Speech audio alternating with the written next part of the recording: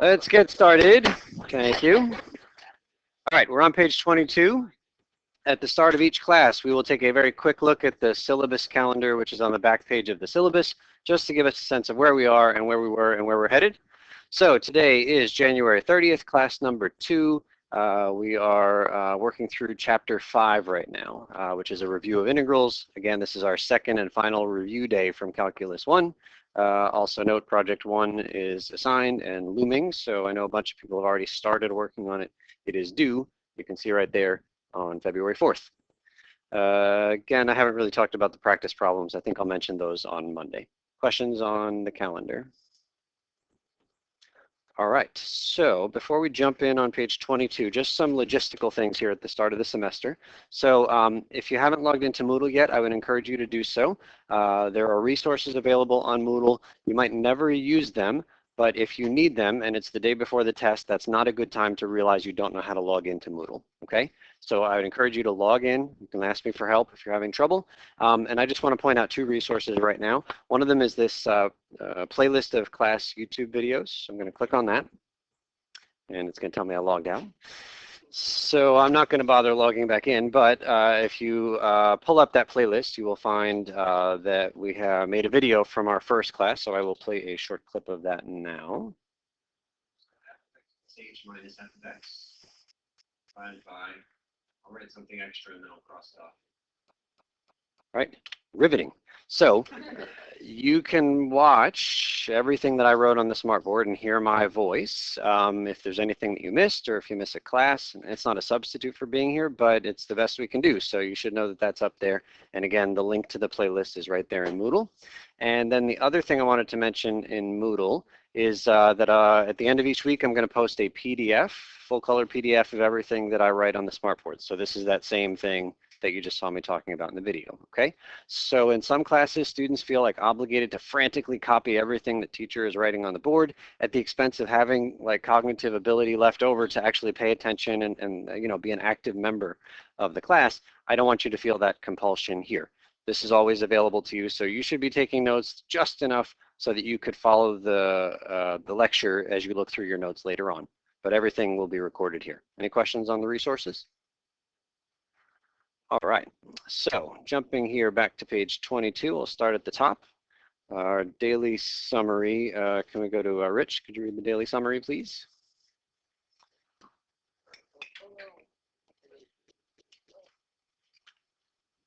Daily summary. In this class, we reviewed the definite integral in the first part of the Fundamental Theorem of Calculus. We also explored some textual interpretation of the integral. Thank you. Susanna, number 0.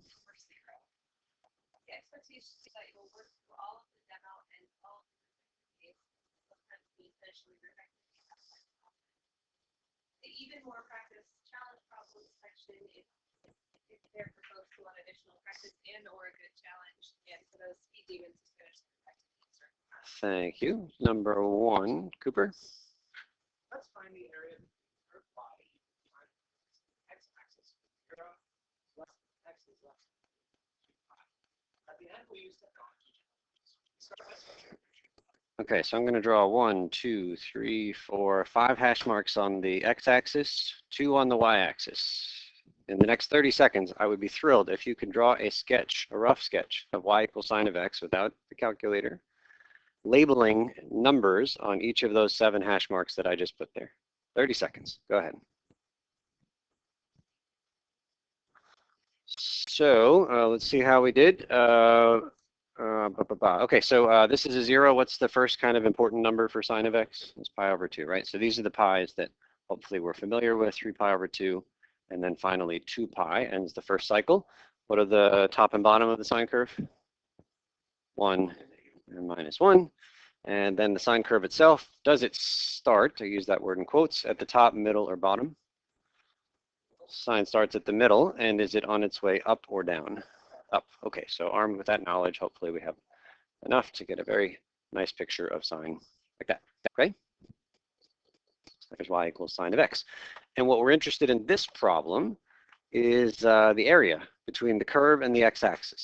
So there's that hump right there, and then also that hump right there. Okay, so let's just focus on the first hump, trying to find the area of that first piece over there. Last semester, you guys were introduced to a new symbol, a calculus symbol that simply means find the area between a curve and the x-axis. Anybody know the name of that symbol? It's the integral. Right? Very close. So that's the integral sign. Yeah, the integral will treat anything below the x-axis as being a negative area.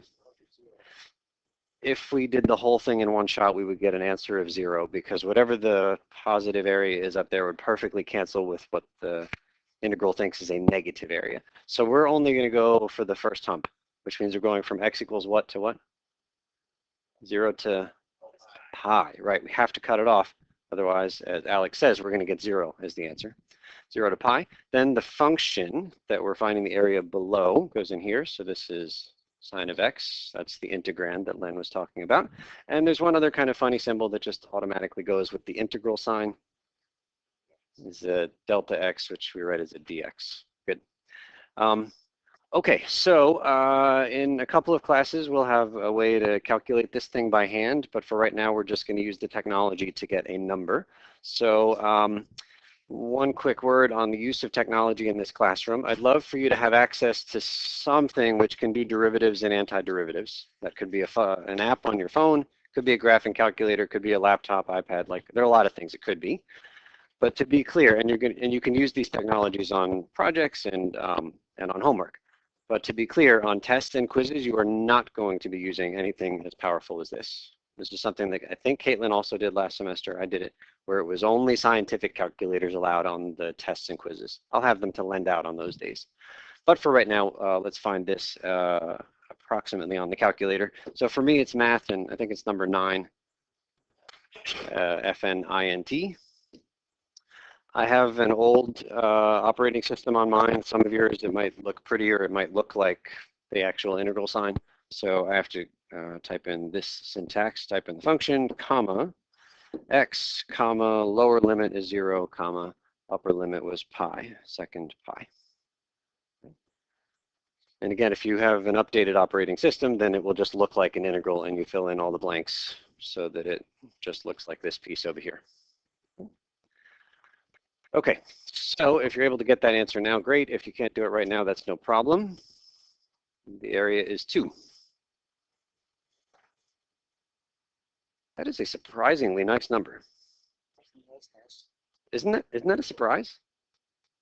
That the area there of that first hump is exactly 2? Were you expecting that? Like if it had pi's in the answer, I wouldn't be surprised, right? It's a sine graph, so pi is floating around somewhere. At the very least, I'm expecting an irrational number, something really hideous, right? Decimal that goes forever with no pattern. It's half the area of a circle. Of what circle?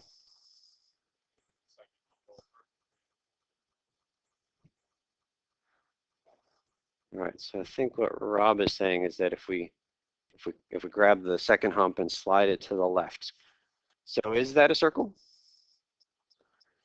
Yeah, I don't think it is. I mean, it looks circular-ish, but I mean, like at this spot right here, the curve is not ready to turn around, right? It's kind of shooting down there very firmly. So it's circular-ish. If it was a circle, though, then pi would be in the answer, right? Right? I mean, like there would be pi, it would still be a messy number. So it's 2. That's a surprise to me. And again, we'll figure out how to do this by hand in an upcoming class. So then what's the final answer to this question, which is the total area of both humps together is 4. Okay. So if you're not sure how to do that on the calculator, just raise the flag during the activities. I will help you. Don't sweat it for right now. We're going to move on. And in number 2, I'm just going to kind of give the highlights of number 2. It's just some messy notation, and it's not, honestly, it's not all that important to me at this stage. But the idea is, okay, can we figure out how to approximate the area under a curve? And what we did last semester, towards the end of last semester, is we chopped this interval from A to B up into a bunch of pieces. We made them equal length pieces. And then we took the space under the curve and we approximated that area with rectangles. You guys remember doing this? Rectangle there, maybe the last rectangle here. These are right rectangles as opposed to left rectangles because at each interval I chose the right-hand endpoint to decide the height. But left rectangles are perfectly good. And so then you can find the area of each of these rectangles and you can add up all those areas and lo and behold you have an approximation for the area under that curve. And so if we call delta t just mark it here, delta t is the width of any one of these little intervals, then the area of a rectangle is just the width times the height, right? So it can be delta t times some y value plus delta t times some y value. And so that's written out here in the left-hand sum and the right-hand sum. And when you have some kind of a repeated addition where there's a pattern going on, turns out you can use this thing called sigma notation, which you also got a little bit of practice with towards the end of last semester. So we're just going to capture the basic formula, the pattern that we see there, and I want to use the same letters, same order as the next page.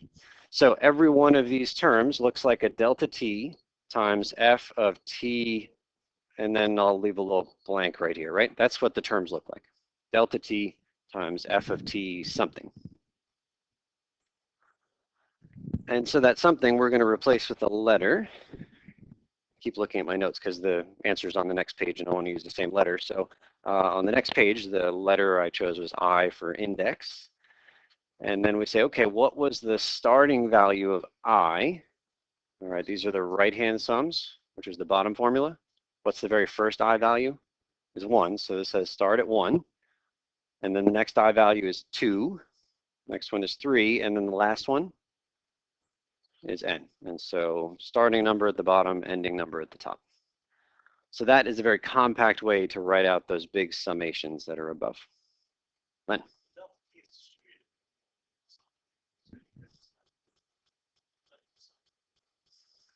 Absolutely. So you could pull that delta t and have it out in the front. If you're actually doing calculations, that would be a great thing to do. Yeah. Okay, so I think that this is summarized on the next page, so let's go there now. One last piece to the puzzle. Can we go to Haley for 3?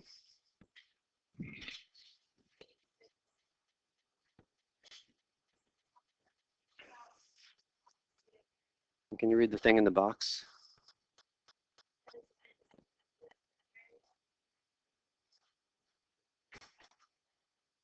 Okay, we buy that? The more rectangles, the better, right? We're trying to get a good sense of the area under the curve. Rectangles sometimes overestimate, sometimes underestimate, but if you squeeze down the widths of those rectangles and use more and more of them, then the spaces of stuff, like clearly we missed something there, but the stuff that we missed over here is a whole lot smaller, right? So the more rectangles you use, the better your approximation.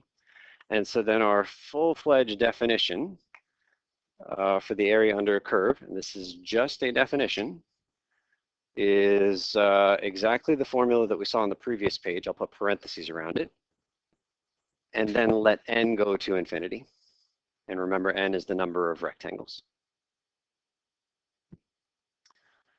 Okay, so some vocabulary in number 5. It says we'll let that integral symbol, integral of f of t dt from a to b, denote the area. So this is also a definition at this stage. All we are doing is saying, okay, I don't feel like writing limit and sigma and all that. I'm just going to write this instead. But we all know we're talking about infinitely many rectangles. So vocabulary, that symbol right there is a definite integral. And the numbers on the integral sign are called the limits of integration. It's kind of an unfortunate use of the word limit because, heck, there's another limit even in this same exact line, right?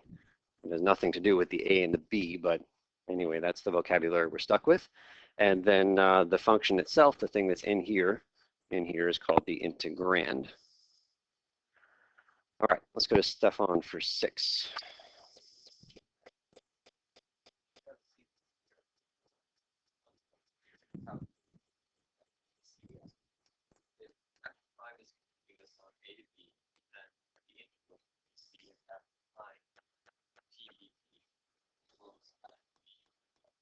Keep going. In English, the integral change. Okay, So this was essentially the culminating fact that we saw at the very end of Calculus 1. It's called the Fundamental Theorem of Calculus to give you a sense of its importance. And it will allow us to find the areas under a ton of curves. And we'll get plenty of practice with that soon enough. But for right now, let's just try number 7, which says that we have a graph of f prime. It's not f, but the derivative of f. That's what we're looking at there. And part A says we're going to find the integral from 0 to 4 of f prime of t dt as accurately as possible. Now, as soon as I see that integral symbol with a couple of numbers on it, what geometrical thing am I thinking about? Rectangles and maybe kind of more generally, area, right? That's what that symbol means. That symbol means find the area under the curve. Okay, super. So let's highlight the area that we're talking about. It's always the area under the curve and above the x-axis, or the other way around. So there's part of the area that I'm interested in. And then there's some more stuff that I'm interested in down there. And then finally, this piece here. Yeah? So let's find the areas of those three triangles. Fortunately, triangle is one of the few things we can find the area of. What's the area of the first triangle? Half base times height, which turns out to be 1. So the area here, just plain old 1, half the base times the height. How about the blue triangle down here? Yeah, there the base is 1, the base is 2, height is 1. So this area is also 1. And then red? Yeah, 1 times 1 and then half of that. And the integral sign means total area. So I feel like I should just add these numbers up and get 2.5, but that is not the right answer because the integral symbol actually means signed area. And this is the part about stuff below the x-axis having negative area. So which one of these guys needs to change? Blue. -1 as far as the symbol is concerned. And this is a subtlety. It's not something I would go out of my way to try to trip you up on, but it might be something you could trip on. The first problem we did today said find the total area under the sine curve, right? It said find the area, and we treated everything as positive because we all know that area is always positive. This problem doesn't say find the area, it says find the integral. And so we need to understand that the integral is a signed area, right? Okay, so let's get our answer up here for the value of this integral. So let's see, it's a 1 there, and then -1 there, and then +1/2. So that symbol is just a half. So far, so good.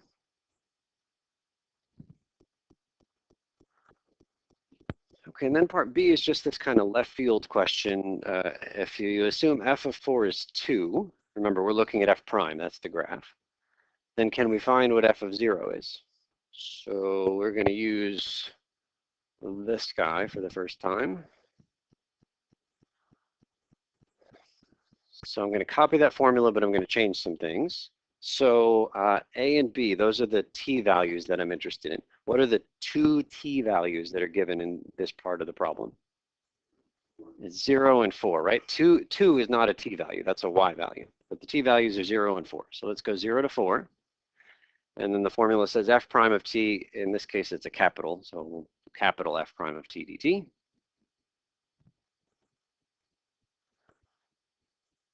I'll raise this in a second.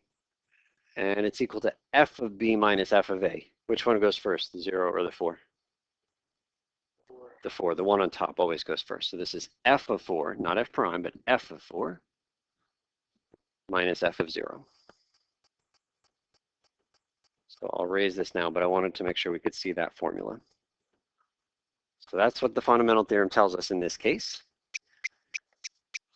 And that equation relates 3 numbers to each other. And if you happen to know 2 of them, you can find the third. So this integral is the signed area that we just found. What did we discover it was equal to? 1/2. F of 4 is given to us. It's 2.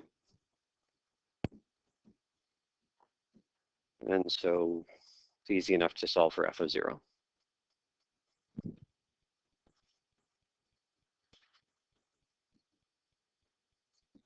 So 1.5 or 3/2, 1.5. That's f of 0.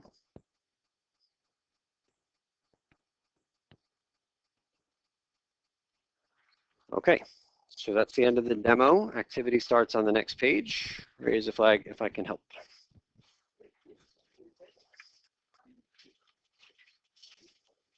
15.